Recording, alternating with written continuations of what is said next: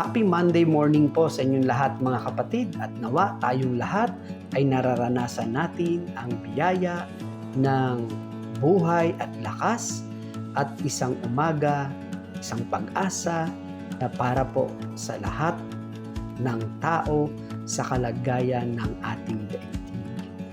Tayo po ay magbulay-bulay ng kanyang salita sa pamamagitan ng ating online morning devotion. Ang Grab Food for the Soul, our daily dose for the nourishment of our soul. Ating simulan ang ating umaga sa kanyang mga banal na salita upang tayo ay makalakad sa isang mapayapang pamumuhay. Ang pamagat po ng ating pagbubulay-bulayan sa umagang ito, Para Huwag Maligaw, Part 1. At ang ating pong Bible reference ay ating mababasa sa Juan 10:27. At ganito ang sinasabi ng salita ng ating Panginoon, nakikinig sa akin ang aking mga tupa, nakikilala ko sila at sumusunod sila sa akin. Salamat at purihin natin ang Panginoon sa ating pagbasa at pagkarinig ng kanyang mga banal na salita. May sipol po ang isang shepherd at ito ay bilang signal sa kanyang mga tupa. Naalala ko, noong mga bata pa tayo. Maaring ang iba sa atin dito ay may mga karanasan na ang pantawag sa atin ng ating mga tatay o lolo ay sipol. Kapag sila ay sumipol na, kinakailangan tayo ay umuwi at magpunta agad kung nasaan ang pinagmumulan ng sipol. At alam nating lahat na yung sipol na yon ay nagmumula sa ating tatay o lolo, kaya't kilala at alam natin na kapag may sumipol, ay alam natin kung sino ang tinatawag ng kanyang sipol. Kapag narinig yung sipol ng mabuting pastol o ng pastol, ay makikita nila yung anino. Kaya susunod ang lahat ng mga tupa sa kanya. Kaya dapat alam ng tupa yung boses ng kanyang pastol. Ito po yung sinasabi ng ating Panginoon na mag-ingat kayo. Hindi lahat pastol. Kaya dapat talagang todo ingat at patuloy na maging aware tayo sa ating mga pangkasalukuyang pakikipaglaban sa ating makabagong panahon. Ang wika nga po, some come steal, to kill, and to destroy. So merong mga nagmumukhang pastol, nagpapanggap, pero ang layunin ay nakawin, patayin, at sirain.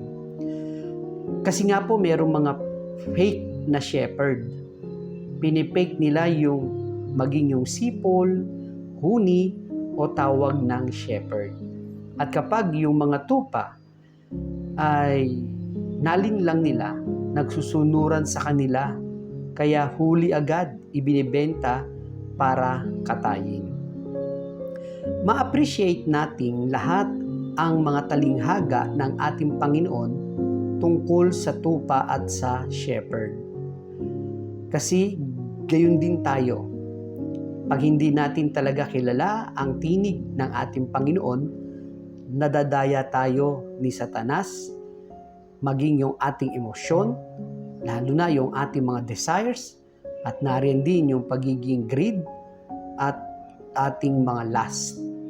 And before we know it, we followed a wrong shepherd na pupunta tayo doon sa matadero kung saan tayo ay sinasaktan at pinahihirapan.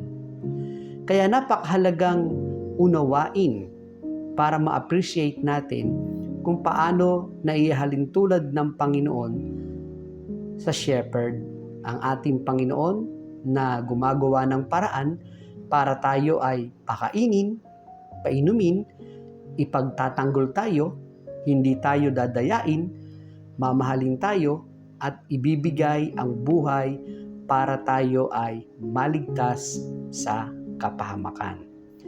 Kung minsan po kasi mali yung ating sinusundan, kung kani-kanino tayo nakikinig at nagpapa-impluwensya. Insecurity and fear tuloy ang inaabot ng maraming mga tao. Make God your shepherd. He will not automatically be your shepherd.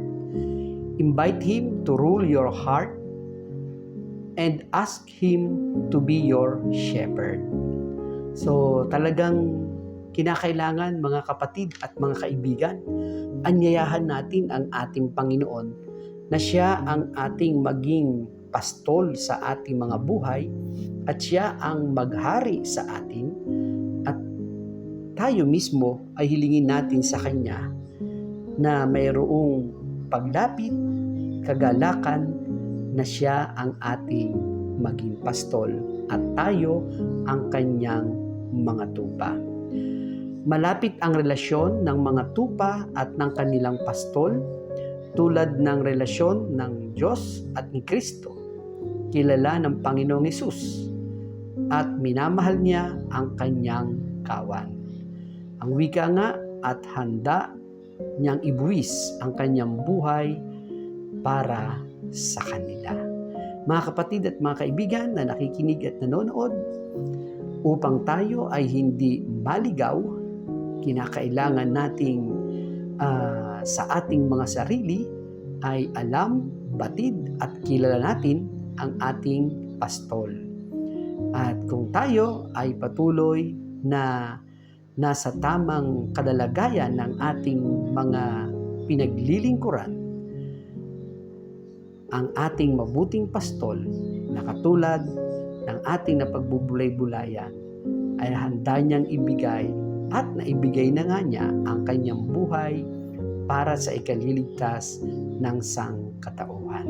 Salamat at purihin natin ang Panginoon sapagkat sa ating buhay na ito ay hindi niya tayo hinahayaang malayo at maligaw sa tunay na katotohanan upang tayo ay mapanatili sa kawan ng ating Panginoon. Nais ko po kayong ipanalangin sa umagang ito, mga kapatid. Tayo po ay sandaling manalangin. Panginoon, salamat po sa umagang ito, sa iyong kaloob sa amin na buhay at kalakasan, isang umaga na punong-puno ng pag-asa.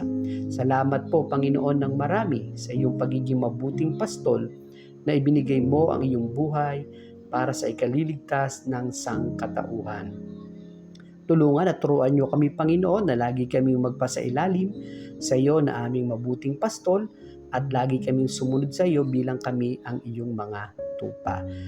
Panginoon, patuloy ko pong dinadalangin sa iyo ang aking mga kapatid na papasok sa work at papasok sa school at mga kapatid namin na may iba't iba pang mga natatanging kahilingan katulad ng mga pangangailangan, kagalingan at pag-iingat. Ibibless mo, Panginoon, ang aking mga kapatid na nakikinig at nanonood at sa buhay namin ito, ikaw ay maghari. Sa pangalan ni Jesus, ito pong aming dalangin. Amen. Papuri at pasasalamat po sa ating Panginoon at salamat po sa inyong pagsama sa akin. A friendly reminder po sa bawat isa, be Christ-like in your workplace today. Umayo tayo at maglingkod.